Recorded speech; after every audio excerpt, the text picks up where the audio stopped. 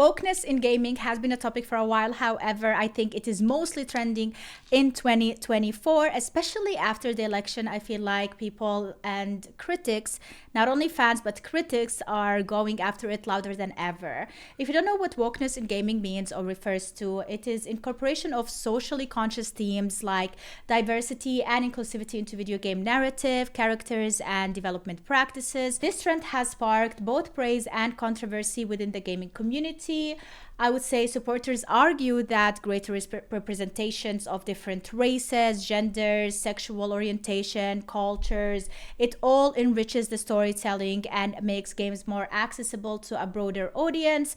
However, they believe actually that this evolution reflects society's shifting values or creates a more inclusive environment. But let's not forget that we are talking about social issues and matters that are trending right now, or that are topics that we are discussing right now, which might not be the case in years to come. So how will this age? Probably badly. So here comes the critics. They are the ones who sometimes view these changes as pandering or unnecessary, claiming that they compromise artistic integrity or alienate long-time fans, especially if we're talking about something that has been created before and now we have a remake of it, unnecessary remake that panders to the culture issues that are relevant today. Were not relevant back in the day, probably will not be relevant in the future, but they are things that we are talking about today. So regardless of perspective, whether you are a fan of this and you want more wokeness in it, or you are a critic and you think it is unnecessary, the push for inclusivity has undeniably influenced the gaming community and the gaming landscape, as well as the landscape of movies and series. It inspires deeper conversations about the role of media in shaping societal attitudes and the responsibilities of creators in fostering inclusivity. I don't really think inclusivity is a thing that needs to be addressed or mentioned in entertainment business. But that's my opinion. Let's go and check out this video by Pada, and it's called Why There Is a Push for Wokeness in Gaming. There's a crazy push for wokeism in gaming right now. It's clear this isn't coming from the majority of gamers like you and me, and it's clearly not something your average gamer even wants in games. But unfortunately, it's still having a massive impact on the companies we once loved and trusted. What's fascinating to me is that there doesn't seem to be a clear or logical reason behind this drive. Gamers aren't stupid. We can see that this goes beyond the simple call to diversity and inclusion, especially when the push itself often frames gamers as the villains. But why is there a push then? And why is it so clearly self-destructive? I've spent a lot of time the last few weeks thinking about this, and one idea keeps coming to mind that I would like to add to this conversation. I've been trying to wrap my head around people like Alyssa Morcante, Matt Hansen, Kim Balair, and Cameron Wild, your typical drivers of this destructive narrative in the gaming industry. What's driving them and many others to this radical push for wokeism in gaming? The more I look into it, the more I see these insane bombshells that come out of nowhere, like Cameron Wild stating that their mission through Sweet Baby Inc. is to burn the gaming industry to the ground. Just so we're clear, this is a real slide. We want cooler stories, a safer world, burning the game industry to the ground. Or Alyssa Morcante, an ex-senior editor of a gaming journalist company, Kotaku, physically threatening critics of DEI. And that the games industry is diverse naturally. Not because anyone's making them be diverse. Because the world is diverse, you stupid mother. And if you have a problem with that, come fight me. Physically. Has anyone taken you up on that yet? No, because they're all... See, like usually people like to speak like this. She's like a small tiny chihuahua who is barking, but when it comes to biting, it starts running away. She can speak like this in in a safe place and pretend that she's really strong and she's fighting for a right or a thing. But when it comes to the real matter, look at her literally running first. Or Kim Balair, the CEO of Sweet Baby Inc., receiving praise at a conference after proudly declaring she's the one pushing for wokeness and killing the gaming industry. I am the crazed CEO of Sweet Baby Inc., the DEI-obsessed censorship mafia who is currently... Did you see that? Ruining and Sweet I need to Baby go back. Sweet Baby Inc. CEO makes it clear she wants to erase white male lead characters while employee shows disdain for white people. And God forbid anybody calls her racist, because she's racist towards white people. How can you be racist towards white people? Like, that is impossible. The DEI-obsessed censorship mafia who is currently ruining and wokeifying all of the video games that you've ever played. While she said it as a joke, it came across as forced sarcasm, an attempt to deflect criticism while seemingly still making her intentions clear. Another insane bombshell would be Matt Hansen openly promoting the illegal practice of excluding an entire race and gender, white dudes, from being allowed to apply for a job at Obsidian. Reminder to black artists out there who are looking for portfolio reviews or job advice, my DMs are open and you will always have my priority. We got too many crusty white dudes in this field. Please let me help you replace me one day. I want to go back to living in the woods. Then go do it. I feel like that'd be better for everybody. Just go do it. Don't entitle yourself into thinking that every single white man thinks the same way that you do.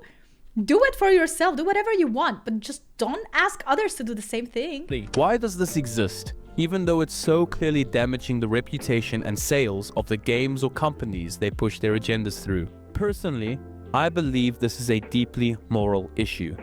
There's no proven financial benefit to pushing the narrative that white men are bad and that gamers are the problem. There clearly isn't a financial gain from those pushing these woke. This is definitely the problem. You clearly know, for a decade, 2, 3 decades, white male are the ones who are consuming video games mostly. We have a lot of female too, don't get me wrong. But since ever, it was white male. And now you don't want them to buy your games. Who's gonna buy your games? Genders. So what's driving it? I believe this comes down to the amazing human nature we all have, which is to try to dismantle systems we believe to be unjust. Humans, not all of us, but most of us, have this beautiful innate desire for justice, but this can only ever work against systems that actually exist. It's true that some gamers don't help disprove the accusations of systemic hatred within the gaming community. It's a female talking to me right now. Oh my god, I hate this, especially in Valorant. I have it muted. He's black. He's not white. So where is the argument now? Female talking to me. Get off the game and do your work. Oh, and don't get me wrong. I got so much hated as well and trash talked by other women in Valorant. Not only men. Toxic behavior is a widespread issue across the internet, on virtually any platform where people can hide behind anonymous aliases. This is an internet-wide problem, not a gamer-specific one. Yeah. This idea for systemic hatred within the gaming community doesn't exist, but this is an inconvenient truth for those pushing this agenda, so good luck trying to convince them of that. Now, from their perspective, this is why I believe that the fight for wokeness is well intended by those pushing for it. There's a saying that always comes to mind when I see people like Kim Belair or Matt Hansen or any of these progressives out there that are pushing for this. Hurting people hurt other people. When someone gets hurt, it becomes almost instinctive to lash out. In environments of perceived injustice, I want to read what it said. Becomes almost I have witnessed non-men having to prove their gamer credentials to be in the room, being passed over for jobs and promotions, even though they are more qualified than their cis male counterparts, paid less, tokenized at gaming events, and not given investments in their self-development. So what drives me is simple. What would this look like if it were easy? Instinctive to lash out. Okay. In environments of perceived injustice, people often can't help but try to fight back. And this is what I believe is clearly happening here. Put this stuff up to your higher-ups, and if they don't see the value in what you're asking for when you ask for consultants, when you ask for research, go have a coffee with your marketing team and just terrify them with the possibility of what's going to happen if... Brother! What? She's telling you to go and harass someone. They don't give you what you want. Now, I don't mean this in an insulting way, and my heart genuinely goes out to these people. But I don't think it's a coincidence that many of the people pushing these narratives share certain traits. Why is it that the majority of those at the forefront of these movements are physically or socially unconventional or unattractive by societal standards? Or why is it that they often come across as unlikable? I find it fascinating that so much of what they push seems to reflect their own personal grievances. They seem to want the gaming industry to look like them, or even to tear down anything that reminds them of what they might envy or resent. Look at the push for female characters to be less attractive. Why is this necessary? Is it truly about representation, or is it about projecting personal insecurities? I think it's projecting personal insecurities. And I think it's laziness as well. It is facing the fact that it is harder to look decent, to take care of yourself. It is easier to just let go. You know, and if you let go, and if it is easy for you to let go, and you are lazy to take care of yourself, you want your game to reflect that as well. You don't want your game to inspire you or push you to be better and do better. I remember back then, let's talk about Tomb Raider. For example, Lara Croft. Man, I remember back then I would watch and play Lara Croft as a kid, as a teenager, whatever, and I would be like, oh my God, I want to look hot and be powerful and strong and smart like her. That all changed today. Lara Croft doesn't look like that anymore. She is now for these people. Okay? Like, why is it that specific unlikable personalities that obviously reflect a specific type of person are being pushed into stories or narratives? 10 hours of Abby? 10? Mel's pregnant. Wait, what? Is that real? Yes, it's real. yeah, you Yes. have to play as You're Abby. gonna play the next 10-hour... Quit game.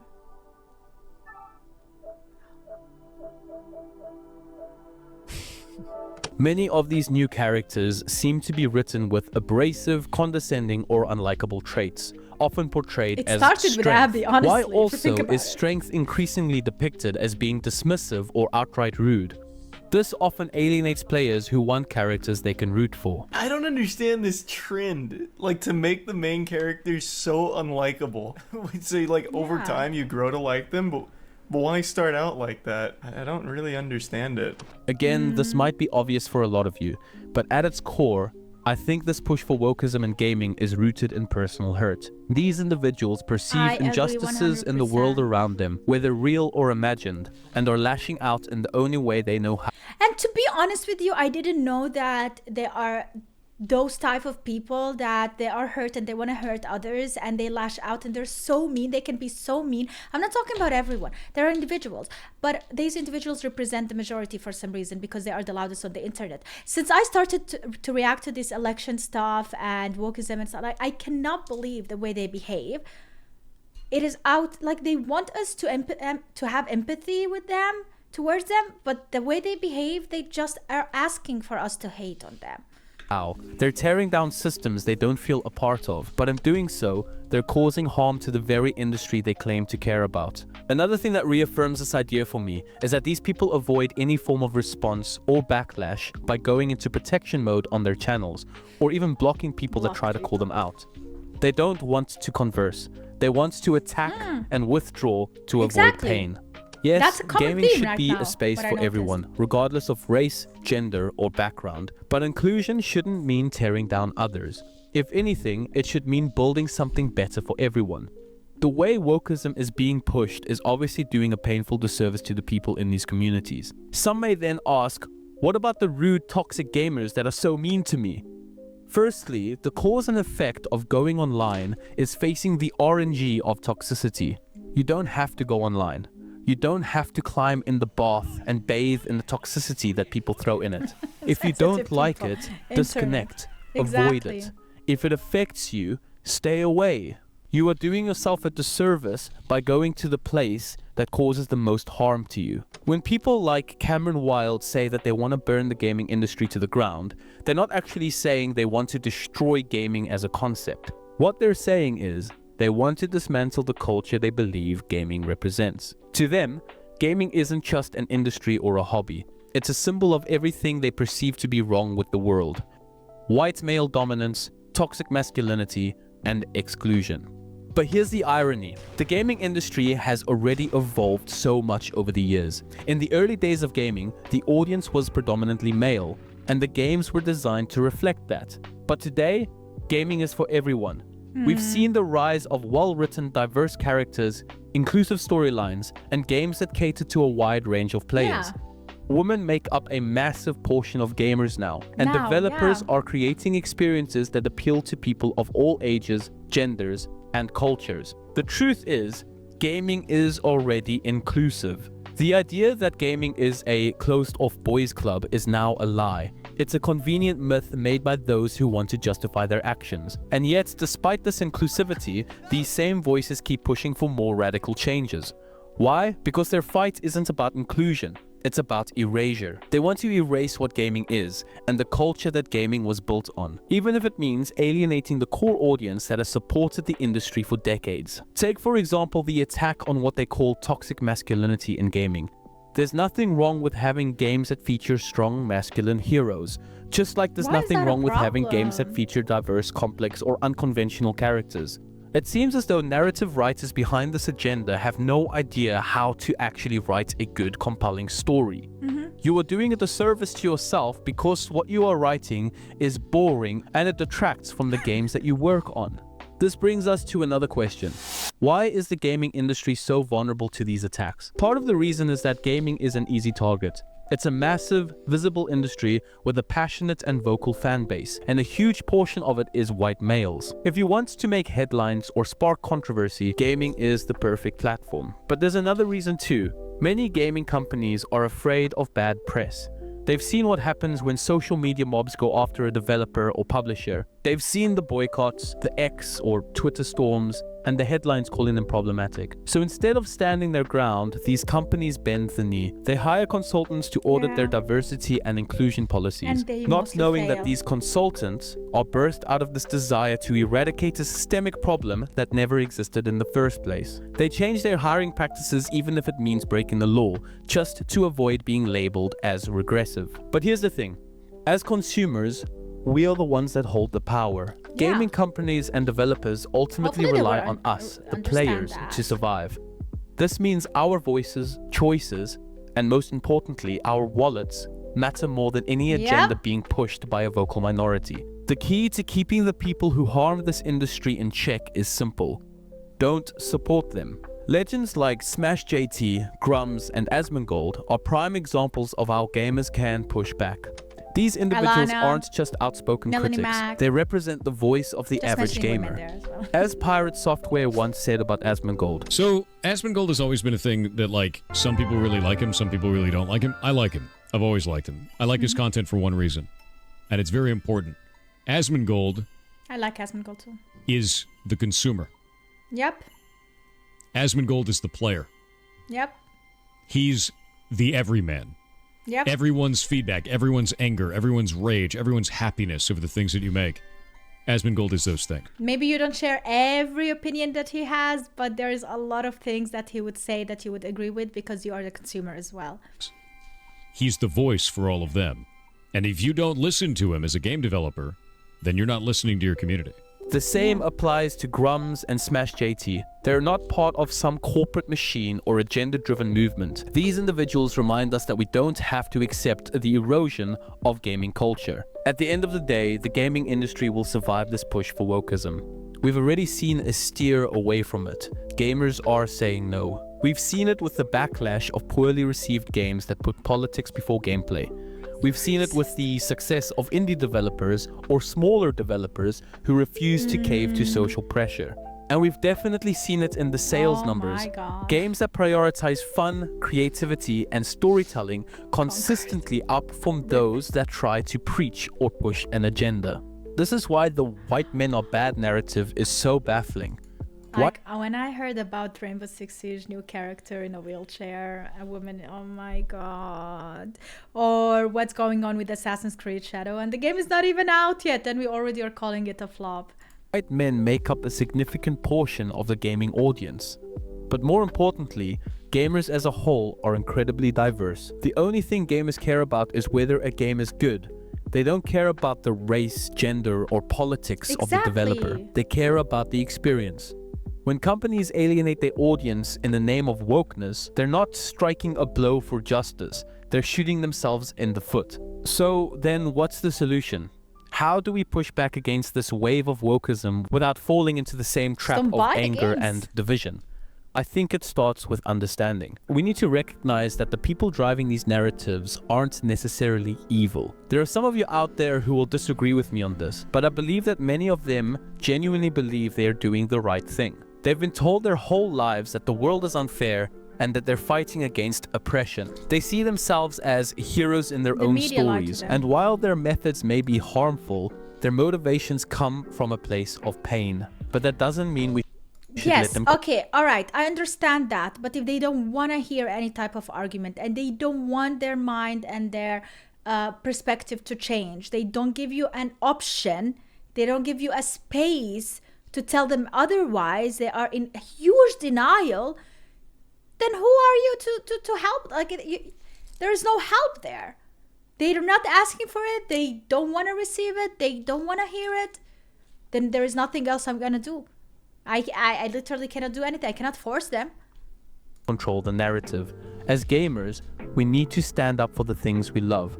We need to support developers who prioritize creativity and fun over politics. We need to speak out when we see bad ideas being pushed, but we also need to do so with respect and logic, not anger. We need to try and avoid stepping down to their level. Most importantly, we need to remind the industry of what gaming is really about.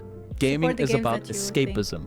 It's about connecting with others. It's about exploring new worlds, telling incredible stories, and experiencing things we never could in real life. It's not about identity politics, social engineering, or rewriting history. It's about fun. I'm gonna say what I said in my DEI Must Die video just to clear this up. Politics in games will never be a bad thing if it's done well. In fact, all of my favorite games have deep political themes. These woke writers need to stop being so heavy-handed with their approach to incorporating politics in games. It's so boring and people lose respect for your story writing abilities. When it's in your face. Thanks for watching, and a huge shout out to my Patreons, Joe Nordic, Matthew Wilkes, and Scarp. If you enjoyed this conversation, please like, subscribe, and share your thoughts in the comments. Let's keep gaming fun, creative, and for everyone. Catch you guys in the next one. Thank you. Yes, I completely agree with this. And not only that, I personally think that the best games that I played this year were Eastern games, or even Asian games. I haven't played a game from the West or the US that I really enjoyed. Right now I'm playing Black Myth Wukong. It's taking me forever to finish it with the baby, but I am really enjoying it, and I'm so happy that there is no wokeness in it whatsoever. And it is even a contender for Game of the Year. However, I do not think personally it's gonna win, but I would like to see it win. Just as I just wanted to win to make it as an example that you don't need this for your game to succeed. You just need to represent your culture or represent a fantasy world and make it look beautiful and different, something unique, something that, why people play video games. I personally play video games so I can escape reality. I play video games so I can have the idea of what if I was in a fantasy world as a fantasy character, and I want to see beauty. We are born to we literally have ingrained in us beautiful. We want to look at beauty. Our eyes want to consume what is beautiful. So why would you make your games ugly? That makes no sense. I'm not going to consume something that is ugly. I'm not going to look twice at something that is ugly. I'm sorry. That's the honest opinion from everyone. I don't want to be mean, but you will not look twice. You will be okay, whatever. You don't have to be mean about it, but it's not something that will attract you whatsoever.